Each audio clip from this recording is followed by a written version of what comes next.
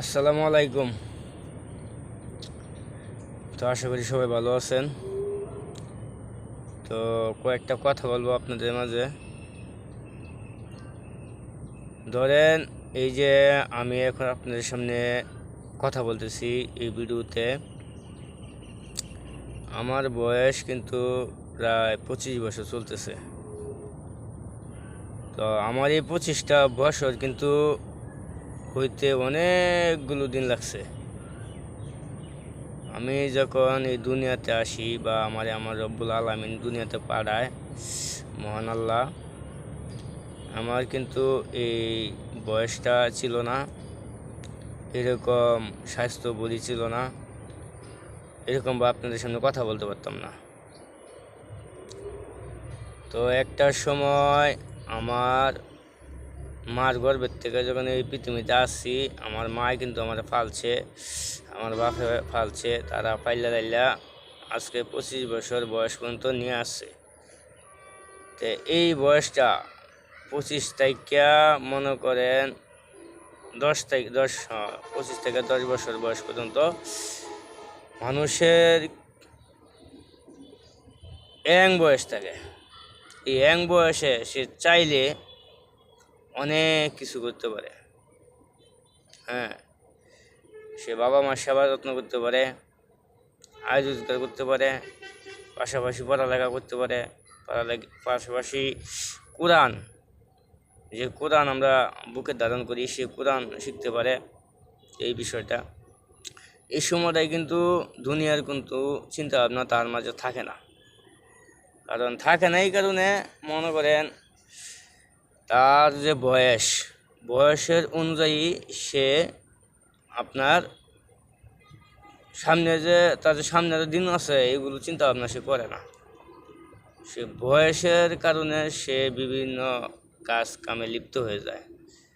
হ্যাঁ, তার উঠনি বয়সটায়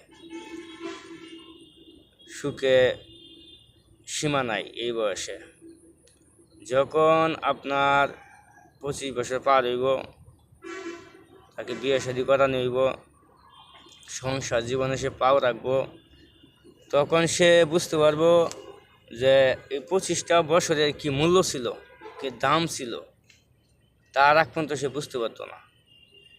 যখন সংসার জীবনে পরিশ্রমের দিক দিয়ে সে আসক্ত হইব, টাকার পিছিয়ে ছুটব, তখন টাকাটা সে মূল্যায়ন করব।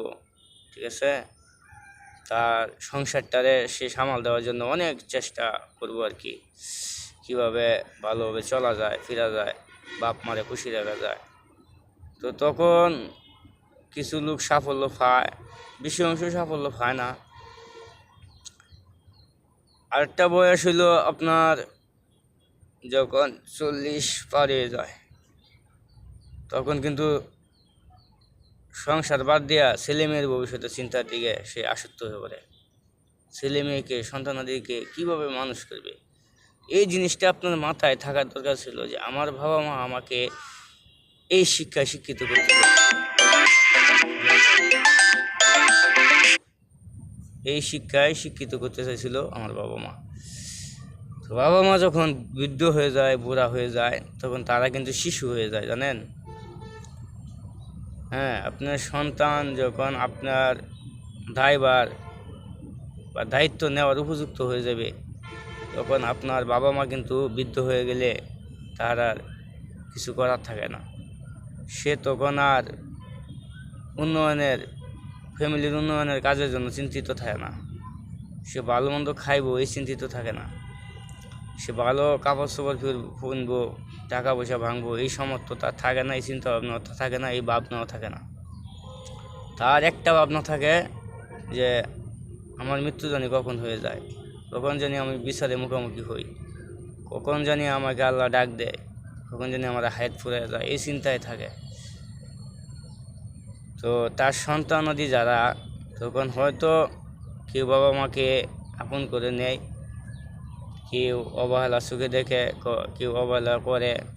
ঠিক আছে, যে সন্তান অবহেলা তখন এই বাবা মারে করে, তারও কিন্তু এই সময়টা আসে, কারণ তার শরীরে রক্ত গরম থাকে, উঠনি যৌবন বয়স,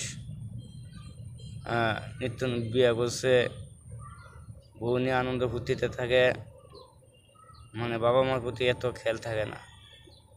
তখন তারও সন্তানাদি যখন হয়, মনে করেন তারও একটা বয়স গোনায় আসে, সেই সময়টা সেও বুঝতে পারে যে আমার বাবা মা তো আমার মতো যেমন জোয়ান ছিল, চ্যাংরা ছিল, প্রাপ্তবয়স্ক ছিল, ঠিক আছে।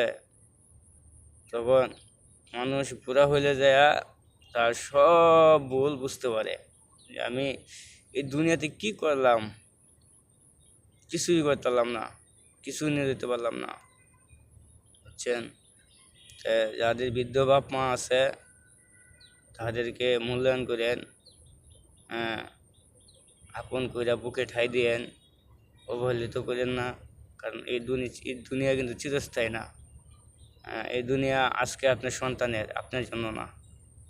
আপনি যখন বিয়ে করবেন, আপনার সন্তান যখন প্রাপ্ত বয়স্ক হইব, তখন থেকে ওই দুনিয়া কিন্তু আপনার সন্তানের, আপনার জন্য দুনিয়া নাই। কারণ আপনার দিন যাইব, আপনার বয়স চলে যাব, দিন যাইব, বয়স চলে যাব, আপনি আবার আগের মতন মার গর্ভের থেকে যেভাবে বাইরেছেন ঠিক এরকম বাচ্চা হয়ে যাবেন। সন্তানের মুখের দিক তাকায় থাকতে হইব যে সন্তান কখন আপনাকে একবেলা ভাত দিব বা 10টা টাকা দিব, আপনি চলবেন। সন্তানের উপরে নির্ভরশীল হতে হবে। আপনার সন্তানও আবার আপনার মতনই তার সন্তানের প্রতি নির্ভরশীল হবে। তো অবশ্যই বাবা মার প্রতি খেয়াল রাখবেন, বাবা মাকে প্রচণ্ড ভালোবাসবেন, বাবা মার মনে কষ্ট দেবেন না, ঠিক আছে। দেখেন আমার এই 25 বছর বয়সে, আমার এই 25টা বছর বয়সে কিন্তু আমি মা হারাইছি। 10 বছর বয়সে, বিগত এই 5টা বছর 6 মাসে কিন্তু আমি বাপ হারাইছি, বুঝছেন কি গেছি। তো বাপ মার কষ্ট দুনিয়াতে থাকতে বুঝছেন গেছি। বাপ মা দুনিয়া ছেড়ে চলে গেলে আর বাপ মার কষ্ট বুঝে লাভ নাই। কারণ মানুষ মৃত্যুর পরে তার আমলনামা বন্ধ হয়ে যায়। তা আমরা এই কথাগুলো যেন মাথায় রাখি। এখনের যে যুগ করছে, এই যুগে কেউ কারো কথা শুনতে চায় না, সন্তান মার কথা বাবার কথা শুনতে চায় না। তো একটা সময় সে ঠিকই বুঝে, সেটা কোন সময় বৃদ্ধকালে। দেখেন অনেক ধনী ব্যক্তি আছে, অনেক কোটিপতি আছে, তারা যখন বয়স শেষ হয়ে যায় তখন তার কোটিপতির দাম থাকে না, সম্পদের দাম থাকে না। কারণ সে তখন একটা চিন্তা করে, এইসব তো আমার সাথে যেত না, এই সম্পদ তো আমার সন্তানাদিরা খাইব, ভোগ করবো, তো আমারও অতএব মৃত্যুর জন্য প্রস্তুতি নিতে হইব, ঠিক আছে। তো আমরা সবাই আসুন বাবা মার সেবা করি। বাবা মার দোয়াটাই সবচেয়ে বড়। আমার এই ভিডিওটা যে যেখান থেকে দেখবেন, আশা করি আপনাদের কাছে অবশ্যই ভিডিওটা শেয়ার করে দিবেন। আসুন আমরা ভালো কিছু করি, এই বয়সে আমরা ভালো কিছু করি। দেশের কাছেও ভালো থাকবো, নিজের কাছেও ভালো লাগবে, বাপ মার কাছেও ভালো লাগবে। তো আশা করি সবাই ভালো থাকবেন, সুস্থ থাকবেন। আমার ভিডিওটা আজকে এই পর্যন্তই। যদি ভালো লাগে কমেন্ট করে জানাবেন।